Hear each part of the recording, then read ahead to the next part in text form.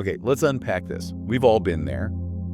You hit a point where it feels like life, maybe your career, maybe your relationships just suddenly hits a massive pause button. And all your momentum just seems to be gone.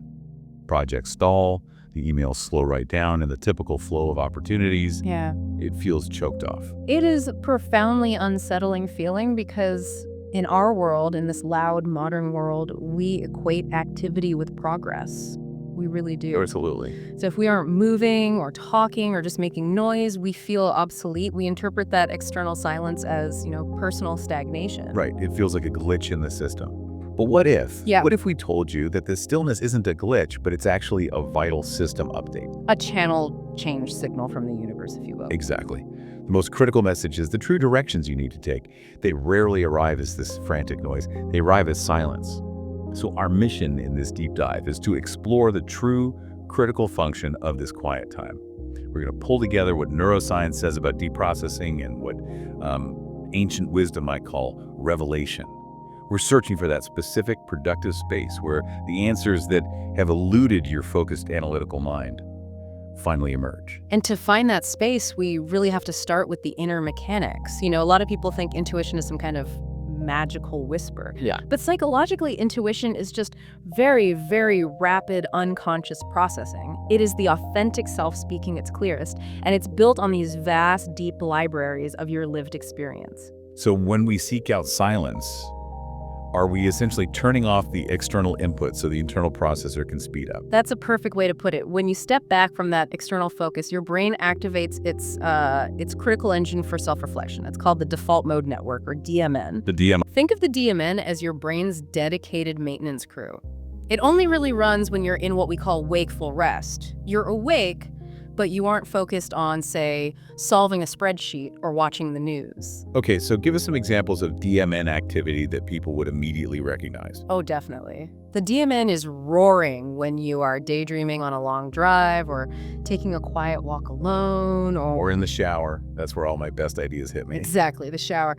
Those moments when you're technically doing nothing, but then suddenly the solution to a huge problem or the perfect phrasing for a difficult conversation just pops into your head. Fully formed. Fully formed, yeah. So why is that network so productive when I'm not consciously trying to work? Because the DMN is functioning as the mind's backstage. It's constantly running several critical programs. Firstly, it projects your continuous inner narrative, the story you tell yourself about who you are. Yeah. And that's vital for your sense of self and for planning. But secondly, and this is most important for our topic, it handles deep memory recall, emotional processing, and critically, integration. Integration, that sounds like the key word here. It is. When you try to consciously force a solution, you're using this highly focused, very linear part of your brain. It's like searching for a single book on one shelf. Right, very narrow. Very narrow. But silence provides what we call a high processing bandwidth incubation stage. When you stop forcing it, the DMN steps in and it integrates multiple dense data models all at once. It connects emotional data to professional data, a memory from your childhood to a strategic goal you have now. Wow. That quiet time is not empty time. It's when your system performs its highest level of internal reorganization. It's delivering the results of months of just absorption. That makes perfect sense. Yeah. So here's the challenge, and this is where it gets really interesting for practical application. If this network is so powerful and so vital for intuition, why does constant mental chatter often feel so destructive? We all know that introspection can quickly turn into paralyzing worry. That is the core difference between healthy self-reflection and destructive rumination. The DMN is powerful, but it needs regulation. Okay. When the network is hyper-connected, meaning certain parts of it are talking to each other too much, too fast, it creates this positive feedback loop of anxious thought. This is the hallmark of excessive rumination, or what we call ruminative interference. So if you're feeling anxious or depressed or even just really stressed, your DMN is likely functioning in overdrive. It's just spinning its wheels without moving forward. So if the DMN is the engine of the self, the trick isn't shutting it off because we need it for intuition, but regulating it. Yeah. So it works for us. We're finding information instead of against us, just loop in negative stuff. Precisely. And this is why stillness practices like meditation and mindfulness are so effective. People often think meditation is about emptying the mind. Yeah, clear your mind. But studies show it doesn't shut the DMN down. It significantly reduces this disruptive hyperconnectivity. For example, neurofeedback studies on people prone to anxiety have shown that mindfulness practices specifically reduce the communication strength within the DMN areas responsible for all that self-referential repetitive worrying. You are literally turning down the volume on the inner chaos. You're turning down the volume to increase clarity. So how does that clarity feel? Like in a concrete way? Is it just less worry, or does it genuinely improve your decision-making? It leads to what we call an optimized, regulated DMN, which results in cognitive clarity. Imagine a pond that's constantly being stirred up by the wind. You can't see the bottom. Stillness lets the silt settle. When your internal consciousness settles, you foster stability. And this stability is what allows access to the authentic self, unclouded by fear or all that habitual noise. And that clarity directly impacts decision-making because you're processing all the data, including the emotional and intuitive data, without the static. I see how that stillness provides the psychological foundation. Right. Okay, now let's bridge this to something a bit more contemplative.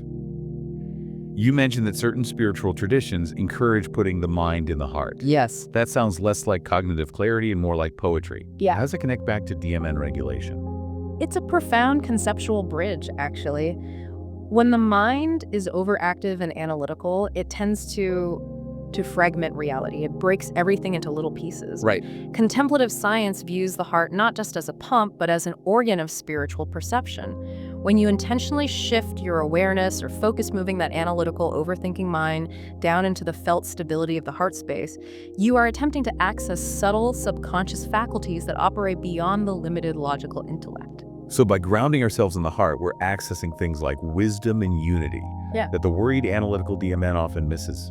Exactly. You're seeking access to wisdom, to creative faculties, and an understanding of unity that transcends just academic analysis.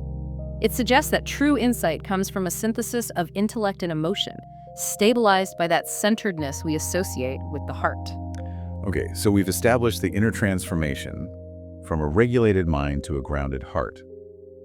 Now, what does this clarity mean for the outside world? When our internal system is clear and stable, what happens externally? This is where we get into synchronicity. I love this topic. Synchronicity, famously defined by Jung, describes a profound psychological connection between an internal event, like a thought, a dream, and a seemingly coincidental external event. It's that moment the universe seems to confirm your internal state. It just feels so meaningful, way beyond random chance. And there are two fundamentally different but equally fascinating ways to interpret these patterns when they show up in periods of stillness. Okay, what are they? Well, the first is the psychological view, and it connects directly back to our DMN discussion. When your DMN is optimized and regulated, you have extreme internal coherence. You become optimally sensitive to these subtle internal signals. I see. So consequently, you're far better equipped to notice and assign meaning to patterns outside yourself that just happen to align with those internal shifts. You aren't creating the coincidence, you're just finally prepared to see the pattern that was always there. It's like tuning a radio. The signal was always broadcasting, but you weren't tuned in until you got rid of the static. Precisely. Now, the second view is the spiritual or energetic one. Traditions often see these periods of stillness, when life slows down externally, as a necessary portal. A portal for what? A time for downloading new energy, or maybe even a timeline shift. The idea is that when the outside environment goes silent, the universe is actually speaking the loudest, prompting you to listen inward and confirm you're on the right path. The stillness is the moment of greatest potential realignment. I love that idea. The silence is the broadcast, not the absence of one. And we shouldn't overlook the practical benefits here, this openness to synchronicity. It isn't just about feeling good, it drives real-life creation, doesn't it? It absolutely does. There's empirical research suggesting a strong link between what they call synchronicity awareness and creative output. Really? Yes.